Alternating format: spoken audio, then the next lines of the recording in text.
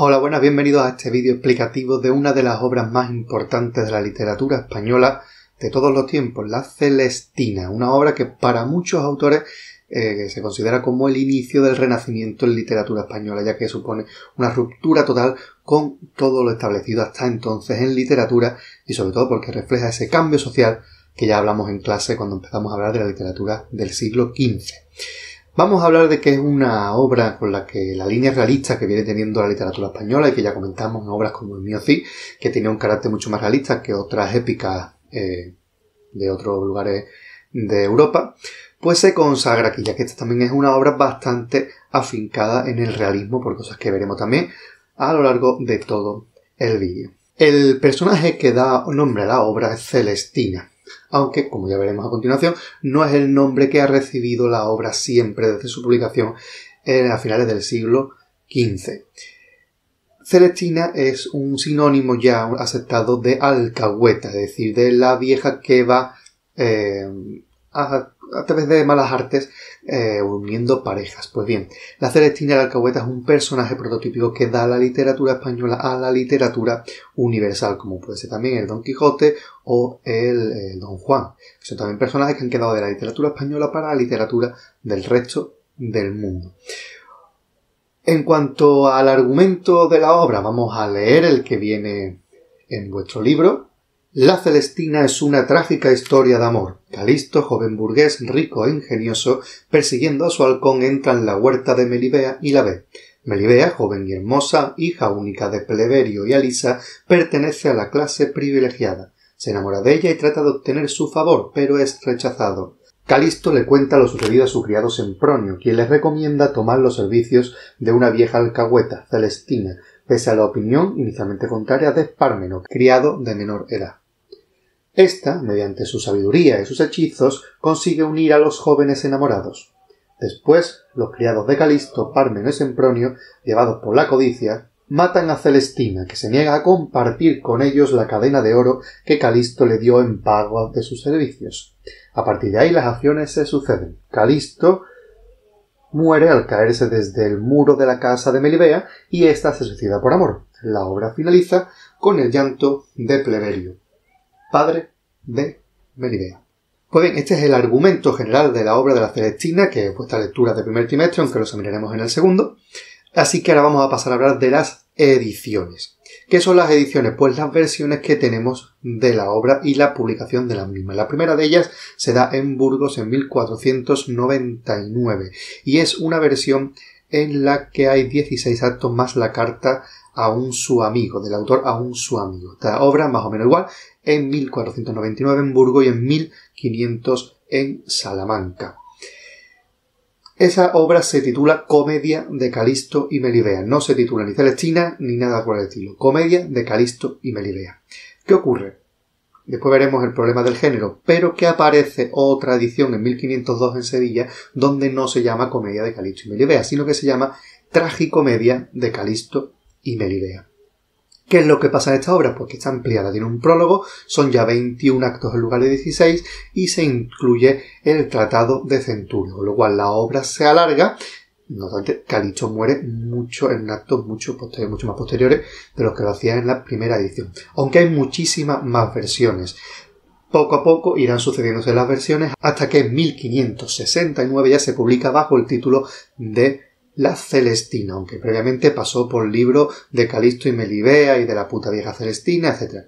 Es decir, poco a poco el personaje de Celestina va teniendo tanta importancia que llega a superar en protagonismo y en fama a los protagonistas que eran Calisto y Melibea. Así que por eso conocemos hoy día a la Celestina, porque la Celestina es un personaje tan redondo que al final se acaba llevando todo el protagonismo de la historia, incluso en el nombre.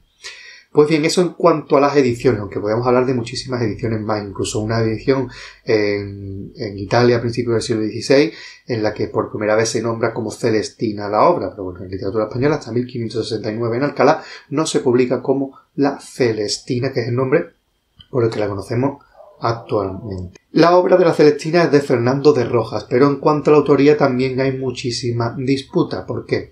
Porque se defienden varias teorías sobre la misma, a raíz de lo que se especifica en la carta del autor a un su amigo, ya que Fernando de Rojas dice que él se encontró el primer acto y que lo que hizo fue continuarlo en 15 días que tenía de vacaciones. Así que se da una pequeña teoría de que son dos los autores, el primero que escribiría el primer acto y después Fernando de Rojas que lo terminaría. No obstante, ya sabemos, los autores no se ponen de acuerdo. Hay autores que consideran que es una obra de tanta importancia que solamente pudo ser escrita por un autor y aceptan que Fernando de Rojas es el autor completo de toda la obra de la Celestina y que ese recurso de decir que lo continuó en 15 de vacaciones es simplemente un ejercicio literario más de ficción y no algo que realmente se corresponda con la realidad. Pues bien, esa es una teoría. Otra teoría de dos autores, la que dice Fernando de Rojas. Él se encuentra una versión y después Fernando de Rojas la completa. E incluso llega a una teoría de tres autores, en la que habría un primer autor para ese primer acto, Fernando de Rojas, que crearía completamente el resto de la obra, y después otro autor que añadiría el Tratado de Centurio y otras correcciones a la obra principal. En definitiva, Fernando de Rojas es el autor más importante que tuvo la Celestina, fuera el único o fuera una autoría compartida. ¿Por qué? Porque es el que desarrolla la mayor parte de la obra, donde están los personajes principales y donde está el personaje de Celestina caracterizado psicológicamente de mejor manera. Con lo cual, la autoría, Fernando de Rojas, pero tenemos estas teorías. Un solo autor completo, Fernando de Rojas, un autor que coge una obra y la termina, que es lo que dice Fernando de Rojas en el propio libro, y una teoría de tres autores, por lo cual habría otro tercer autor que cambiaría y añadiría cosas a la obra. Esas son las tres teorías que se defienden en cuanto a la autoría de la Celestina de Fernando de Rojas. Pues bien, vamos ahora a uno de los problemas más importantes que da la obra, que es el género. ¿A qué género pertenece esta obra? Difícil de catalogar. No obstante, hay quien se ha atrevido a hablar de que es una obra agenérica, es decir, que no pertenece a ningún género literario conocido. El problema del género empieza con la concepción de obra como tragicomedia o comedia, y esto parte de la idea de que los lectores coetáneos a la obra no lo entenderían ni como comedia ni como tragedia. ¿Por qué? Porque se tenía la idea de que la tragedia era una obra que empezaba bien y acababa mal y trataba de personajes altos, reyes, héroes. Mientras que la comedia era una obra que empezaba mal y terminaba bien y los personajes eran un poco más humanos. ¿Qué pasa aquí? Que tenemos una obra que acaban prácticamente todos muertos, pero los personajes no son héroes ni reyes ni nada de eso, con lo cual no es ni comedia ni tragedia, sino tragicomedia, que es un término que acuñó Plauto, aunque realmente Fernando de Rojas no lo toma de Plauto, sino de otros autores posteriores. Pues bien, es una tragicomedia. Hasta ahí bien. El problema es si la obra es teatral, es decir, dramática, o no. No nos ponemos de acuerdo. ¿Por qué? Porque sí que es verdad que por tener características de que es una obra dialogada, no tiene partes narrativas, sí que puede parecer una obra de teatro, sin embargo, no se corresponde con una obra de teatro por su extensión y sobre todo por el espacio, ya que se cambia continuamente de espacio. ¿Qué es lo que se dice entonces? Si no es una obra de teatro, ¿qué es lo que es? Pues bien, se dice que puede ser también una novela dialogada, una novela dramática. Ya os digo, hay autores que también hablan de que es una obra agenérica, pero lo más aceptado ahora mismo en la crítica es que se trata de una comedia humanística hecha en vulgar. Es decir, la comedia humanística era un tipo de obra de teatro que no se hacía para ser representada, sino para ser leída. Esto venía de la tradición de Petrarca. Pues bien, ese tipo de obras se escribían en latín.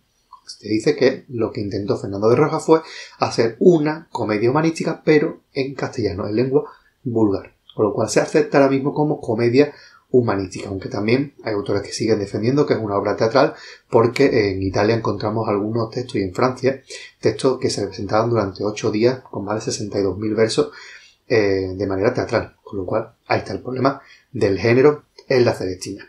Comedia, es decir, drama, novela, comedia humanística. La aceptación general es que es una comedia humanística en lengua vulgar. Vamos a pasar a hablar de los personajes.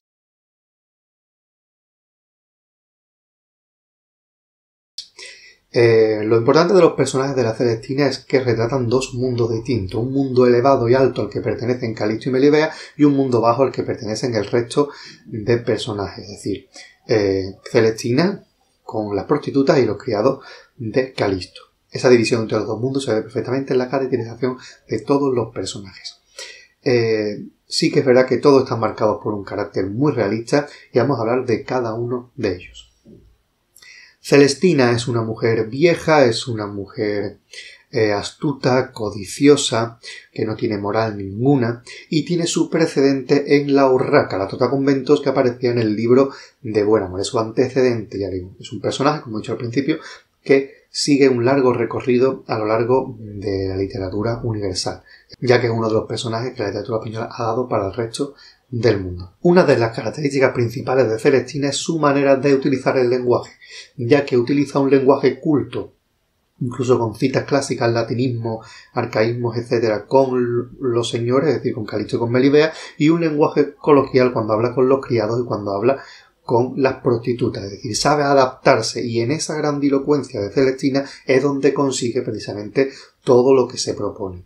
Es una vieja que disfruta de la vida simplemente por el dinero, por el vino y los placeres sexuales. No obstante, el sexo es una obra, pero está pendiente me aparece muy pronto en la obra, y siempre el sexo es espiado, porque Celestina ve el placer sexual simplemente al mirarlo, y no al disfrutarlo a ser ya una mujer vieja, que eso es lo que se nos cuenta en la obra. Otro personaje importante, el protagonista primero masculino, Calisto, es un joven adinerado, no se sabe muy bien si es un burgués, si es un nuevo rico, si es un noble venido a menos, que se enamora perdidamente de Melibea al entrar de manera casual en el jardín. Se enamora tanto que es capaz de hacer cualquier cosa por conseguirla. Y pues va a recurrir a Celestina para que calme su obsesión por Melibea. Pero va más allá del amor cortés, es decir, no se consuela con querer a la amada, no se conforma con eso, sino que lo que quiere es disfrutarla, gozarla sexualmente y finalmente lo consigue. Con lo cual el amor cortés lo rompemos aquí de cuajo con la consideración de Calisto.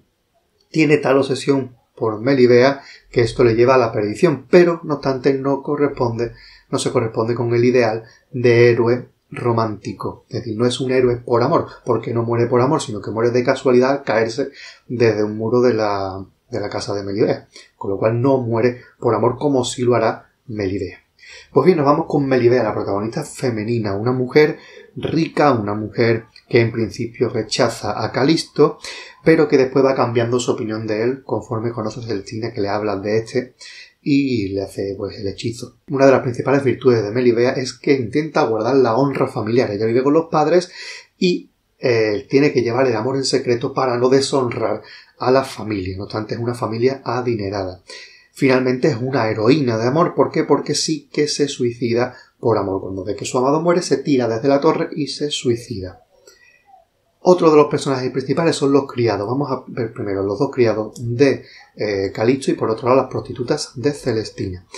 Los criados de Calisto son Pármeno y Sempronio. Son los criados de Calisto. Sempronio es el criado mayor de Calisto y es muy egoísta y cobarde, muy calculador, muy enamoradizo y muy medroso. Pármeno, por su parte, es más joven, es un adolescente fiel, pero realmente tiene una apremiante sensualidad que explota Celestina. Ellos dos se mueven únicamente por el dinero, no son vasallos como actualmente, son personajes que rompen con la tradición de los vasallos. ¿Por qué rompen con esta tradición? ¿Por qué? Porque ellos simplemente tienen lealtad al dinero, por el cual llegan al punto de matar a Celestina, por lo que le importa es la riqueza, y además son los amantes de las dos prostitutas principales, que son Elicia y Areusa. Elicia es una vulgar prostituta que vive al amparo de Celestina y a la muerte de esta, pues, ante tal problema no toma partido por nadie. Areusa sí que se muestra al principio un tanto melancólica y lo que quiere es vengar la muerte de Pármeno, que es su amante. Se muestra ella fiel solamente a un solo hombre. Es mucho más rescatada, amable, sentimental y cortés de lo que es Elicia. Es decir, que son los personajes principales de la obra. Por otro lado tenemos también otros personajes como son los padres de Melibea, Pleberio y Alicia. El más importante es Pleberio, puesto que la obra se cierra con él y con el planto que dedica al momento en el que muere su hija. Es decir, muere su hija y él dedica pues, un discurso final, un planto, cuando ve que su hija ha muerto tirándose desde la torre, ¿no? Ese es el fin moralizante que tiene la obra. En fin, y de estos son los personajes principales. Vamos a continuar hablándoles del estilo de la obra. Un estilo que es muy cuidado, que busca la belleza, pero también refleja la verdad, el habla común y con mucha ironía. Los personajes, una característica muy importante, que los personajes hablan según su estatus social. Los criados hablan de una manera, los señores de otra, y después está Celestina, que sabe manejarse perfectamente entre el habla de los criados y el habla de los señores, con lo cual es una obra bastante completa a nivel de registro. Ya os digo, habla cada uno como tiene que hablar según su condición social, excepto Celestina, que es la que habla adaptando su registro para hablar con los personajes. Por último, lo que vamos a hablar es de la intencionalidad de la obra. Se ha discutido también muchísimo porque Fernando de Rojas nos dice que es una obra moralista, que lo que intenta es hacer un escarmiento para los amantes locos y también para que no nos fiemos de los engaños de las alcahuetas. No obstante, eso se pone de entredicho también pensando en que lo que habla es del carácter marginado de los conversos, ya que Fernando de Rojas parece ser que venía de una familia de conversos. En fin, esto es lo que tenemos que hablar de la Celestina. En resumen, una de las obras más importantes de la literatura española, un personaje que ha calado hasta el punto de seguir vigente en otras literaturas del mundo y una obra de una grandísima calidad, la primera gran obra de la literatura española después del Mío Cid. Así que, y sobre todo esa condición de obra puente. ¿Por qué? Porque es la que marca el fin de la Edad Media y el principio del Renacimiento, gracias a su concepción y gracias a su caracterización de los personajes. Pues bien, hasta aquí este vídeo explicativo de la Celestina, que recuerden que nos examinamos de ella a la vuelta de Navidad, junto con la literatura del siglo XV. Para cualquier duda, pueden consultarnos a través del correo electrónico o por Moodle.